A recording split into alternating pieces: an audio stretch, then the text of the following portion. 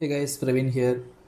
So today I wanted to talk to you about this article, The Design Leader Dilemma by Paul. Paul is mostly a UX guy. I followed his podcast for a long time, and I recently came across this article, The Design Leader Dilemma, and it kind of resonated with me. So I just want to share with you guys.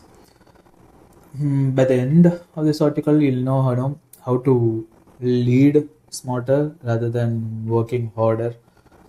I'll let you know what that means. Okay, so the problem. Um, McKinsey tells us that design-led companies achieve 56 higher returns to shareholders, and every dollar invested in UX brings $100 in return. I mostly agree with these statements, but the problem is design teams even where I worked for like in startups or in enterprise, the teams are tiny. There are hundreds of projects, and there is lots of time constraints. So you have to work on UI UX on all the projects that they have, and you have to make sure everything aligns and everything looks good, and it has a good customer experience, right?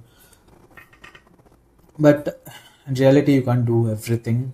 If you have hundreds of small teams and small projects and you have to work on everything, it's never gonna uh, work out. So we have to move to a new approach rather than being a doer to an enabler. So as a design leader or a senior designer or even management, you have to move from doing everything to enabling other people to do that stuff. So this can be achieved in like four steps. First, targeted services. So high impact activities like discovery session, UX audits, and workshops. So we can do these things for our everyone in our team. So for developers and everyone, so we can include them, and we can show them how this works. So when they're thinking about something UX, they'll have the context to just do it. For example, if developers is working on a new feature or something, they'll have the context of attending the discovery sessions, having some UX workshop, or you itself um, telling some UX audits, right? So they'll know what to do in a specific points, and that directly leads to coaching and mentoring. So you can all offer officers or one-on-one session to guide your teams, and it's like supporting them to take better UX decisions, and creating resources like UX toolkits, all the research documents, and just to make them better UX decisions, and setting standards. This comes under the design systems, design principles, policies, everything that basically unblocks any roadblock they have. So if they have a UX decision roadblock, they can just visit the standards and guidelines, and they'll have like a clear idea of what to do. Yeah. So when I was reading this, um, I basically had like lots of ideas to create something in my organization, and help people in my organization. So yeah. So again, Paul goes into all the four areas: targeted services, and coaching and mentoring. I'll leave in the description. I'll leave the URL to this blog post, and you can check all the resources here.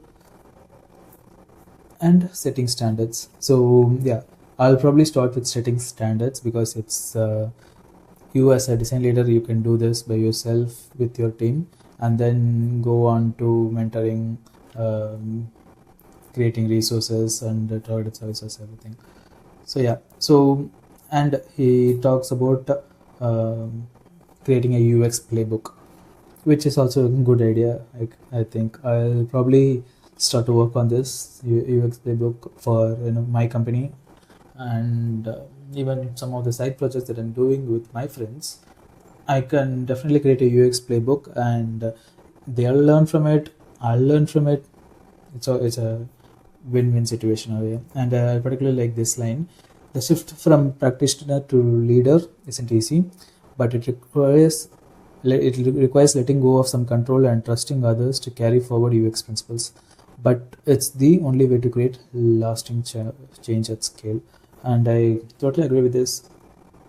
You have to do some things like this to create a lasting change. Otherwise, UI UX will just get lost in the shuffle. I've seen this all the time, like in all my projects, especially in enterprise projects, because in startups, um, you can even in some startups the UX UI gets lost in shuffle, but in startups mostly you will have the space to create these principles and work on it, because you are mostly the one person team. But in enterprise this gets lost all the time. um, most of the time they don't have set of principles, and other times all the principles are loosely followed all the time. So yes, so that's why this blog post resonated with me, and I am looking forward to um, working on all these 4 points in my organization and in my other projects too. Yeah, I'll leave the URL in the description, and you can check out this too.